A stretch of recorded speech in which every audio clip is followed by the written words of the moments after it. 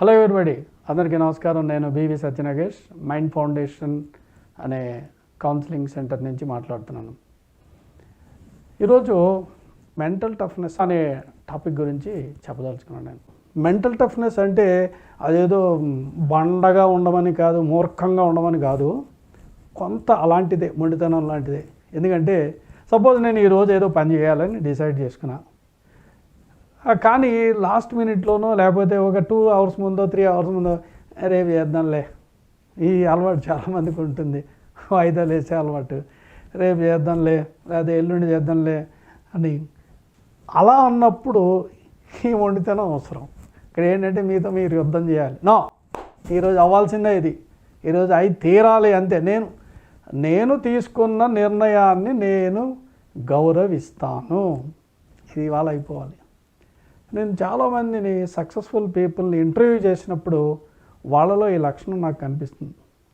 వాళ్ళు ఏదో ఒక షెడ్యూల్ చేసుకుంటారు, ఆ రోజు ఏం వచ్చినా కూడా అది ఆగరు, వాళ్ళు వెళ్ళిపోవాలి. నేను ఒక నిర్ణయం తీసుకున్నాను, నేను ఒక లక్ష్యాన్ని చేరాలనుకుంటున్నాను, ఆ లక్ష్యానికి కావాల్సినట్టుగా నాకు మా మనసులో కోరిక చెలరేగుతూనే ఉంది, కానీ ఇప్పుడు నేను దీన్ని మానకూడదు.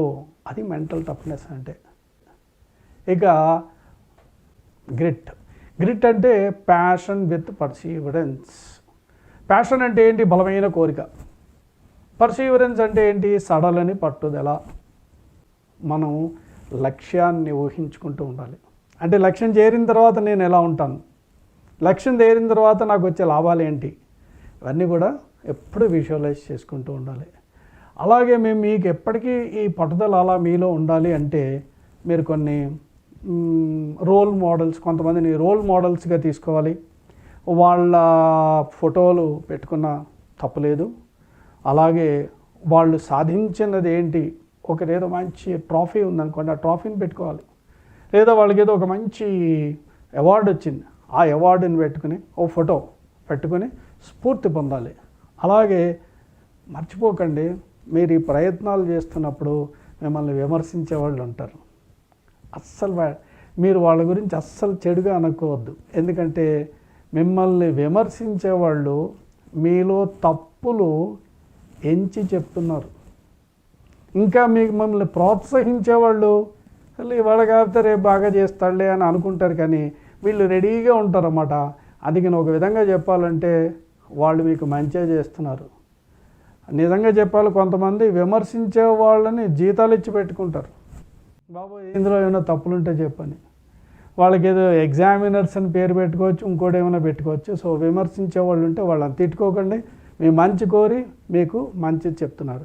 అలాగే మీరు అనుకున్న లక్ష్యంలో చేరడానికి పట్టుదల ఎప్పటికీ ఉండాలంటే ఒక స్లిప్ మీద మీ లక్ష్యం ఏంటో రాసుకుని అది మీ జేబులో పెట్టుకుని టైం దొరికినప్పుడల్లా ఆ స్లిప్ ఇలా తీసుకుని చూడండి, మీ పట్టుదల అసలు సడలదు.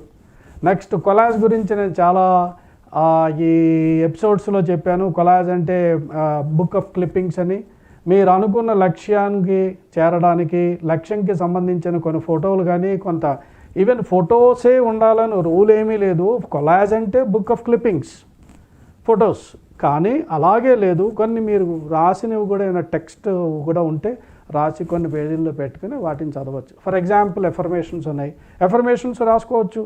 మనం రాసుకున్న ఆ ఎఫర్మేషన్స్ని మళ్ళీ ఒకసారి చదువుకుంటే మనకి ఆ పట్టుదల అనేది ఇంకా ఎక్కువ పెరుగుతూ ఉంటుంది. All the best. సో ఈ వీడియో మీకు నచ్చితే లైక్ చేయండి, అలాగే ఈ ఛానల్కి సబ్స్క్రైబ్ చేయండి. ఇంకా చాలా అనేక రకాల సబ్జెక్ట్స్ తోటి, టాపిక్స్ తోటి మేము ముందుకు వస్తాను.